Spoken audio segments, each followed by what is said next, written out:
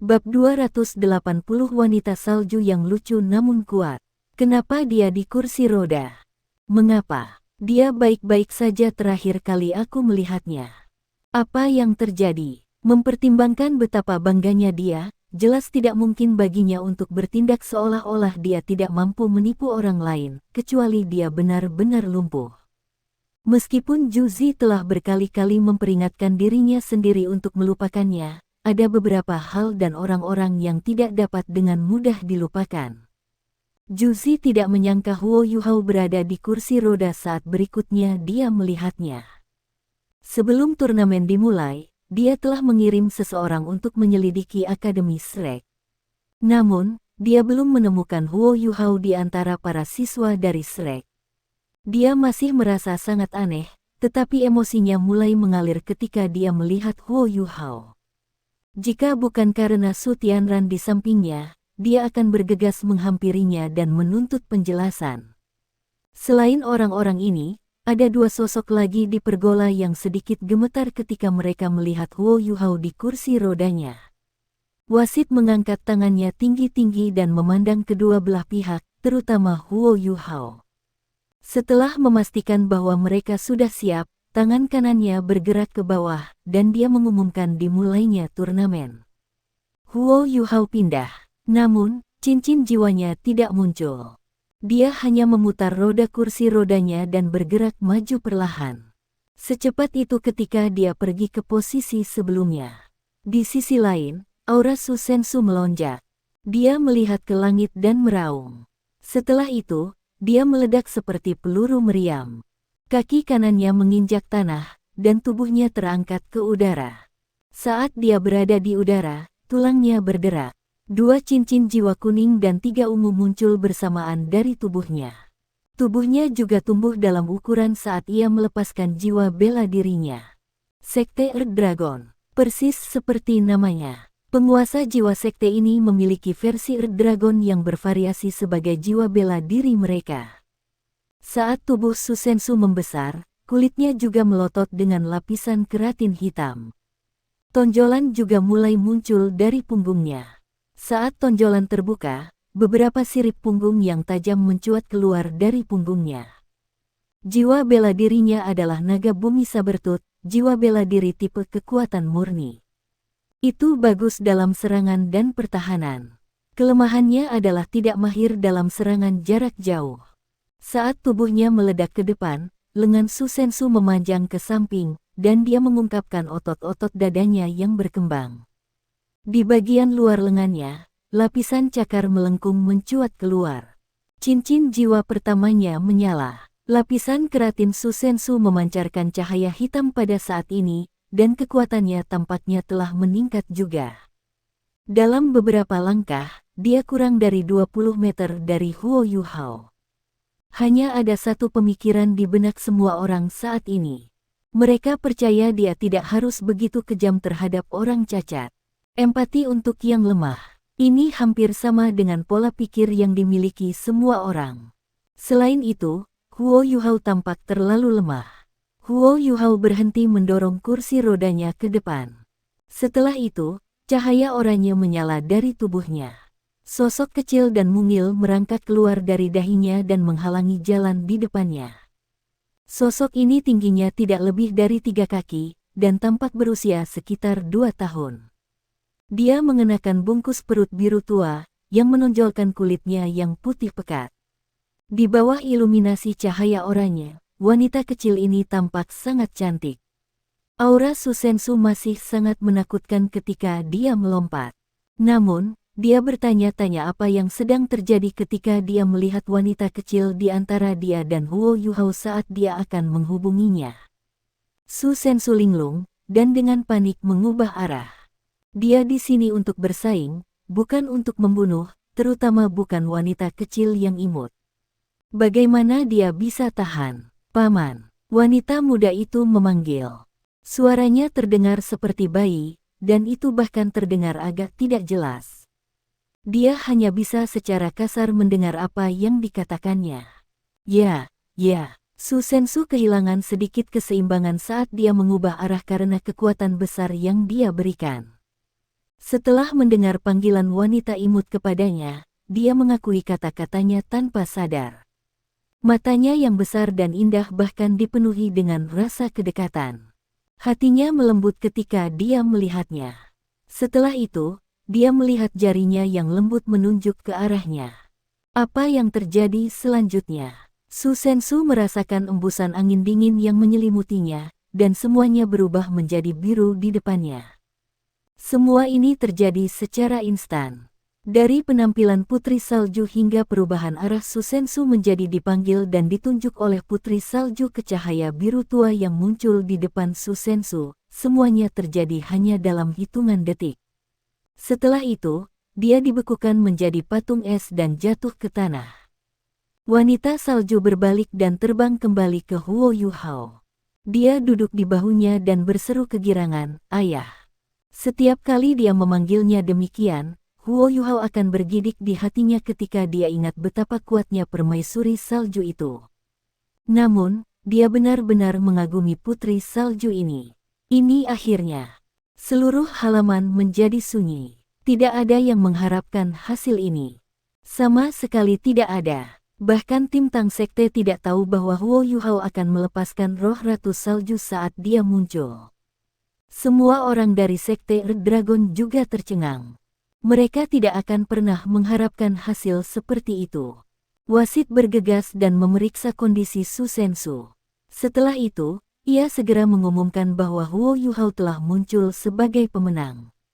Mata wasit tidak pernah meninggalkan Putri Salju. Dia jelas mendengar dia memanggil Huo Yuhao ayahnya. Dia bahkan belum pernah mendengar ada yang membawa anak mereka untuk bersaing di turnamen sebelumnya. Apakah itu benar-benar putrinya? Tidak, itu tidak mungkin.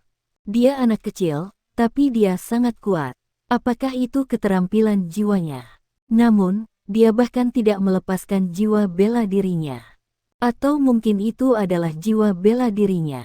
Bahkan wasit, yang cukup kuat, memiliki keraguannya sendiri. Pesaing lainnya berada dalam keraguan yang lebih besar. Mereka semua bingung ketika melihat Putri Salju. Segala macam tebakan mulai muncul. Ketika Putri Salju datang ke Su Sensu untuk membantunya melelehkan es, Su Sensu menggigil ketika dia memandangnya. Kamu. Wanita salju melepaskan senjata paling mematikannya. Dia mengarahkan kedua jari telunjuknya ke depan dan menundukkan kepalanya, menunjukkan ekspresi marah di wajahnya.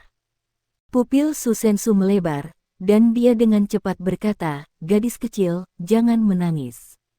Jangan menangis, aku tersesat. Saya akan meninggalkan panggung." Ketika dia berbicara, dia mulai meninggalkan panggung dengan semangat rendah. Setelah berjalan melewati Huo Yuhao, dia menatapnya dengan marah dan berkata, "Kamu terlalu tercela. Bagaimana Anda bisa membawa anak untuk bersaing? Apakah kamu tidak takut menyakitinya?" Huo Yuhao sedikit tidak berdaya, "Terima kasih atas pengingat Anda. Saya akan menjaganya tetap aman." "Oh, kamu pria yang baik. Kamu tidak harus memainkan kartu ini." Su Sensu dengan cepat berjalan dari panggung. Kemenangan. Pria di kursi roda itu benar-benar menang. Dari kelihatannya, dia juga tidak melakukan apa-apa. Namun, dari mana wanita muda itu berasal? Tidak peduli betapa bingungnya penonton, turnamen tetap harus dilanjutkan. Pesaing kedua dari Sekte Red Dragon memasuki panggung. Saat dia melihat Putri Salju, dia mengutuk dalam hatinya. Namun, ini adalah turnamen. Dia terus mengatakan pada dirinya sendiri bahwa dia tidak bisa disihir olehnya. Dia jelas melihat bagaimana Snow Lady telah mengalahkan Su Sensu yang tidak waspada dengan jarinya sebelumnya. Dia jauh lebih dari sekadar imut di permukaan. Kedua belah pihak mengatur jarak satu sama lain. Saat tangan wasit mengayun ke bawah, pertarungan kedua secara resmi dimulai.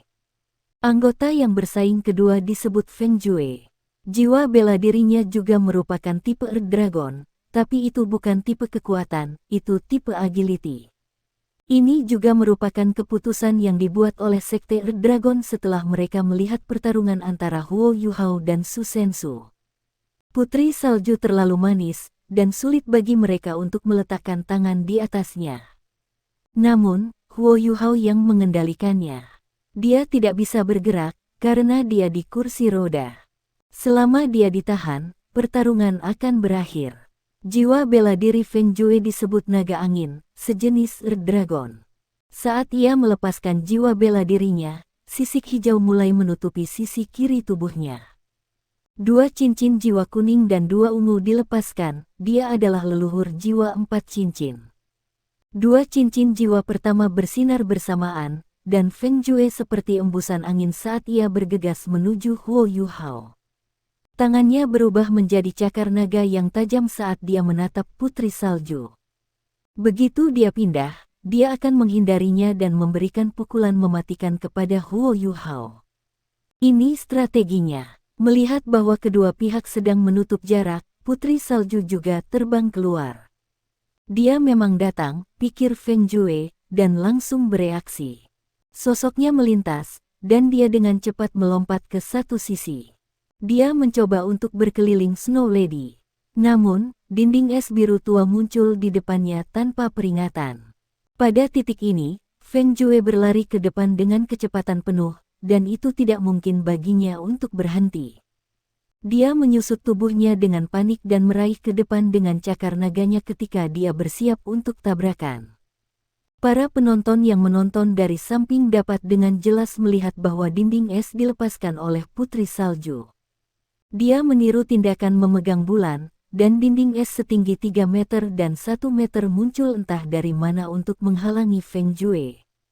Itu sebenarnya setebal 1 meter. Dan itu es yang terbentuk dari Ultimate Ice juga, jauh lebih keras daripada baja yang diperkuat. Jika dia bertabrakan dengan itu, bang! Feng Jue menabrak dinding saat ia meledak ke depan dengan kecepatan penuh.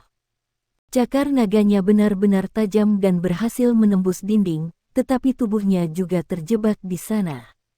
Wanita salju tertawa dan menunjuk dengan jari kanannya. Garis cahaya biru tua lainnya muncul dan mengakhiri pertarungan kedua.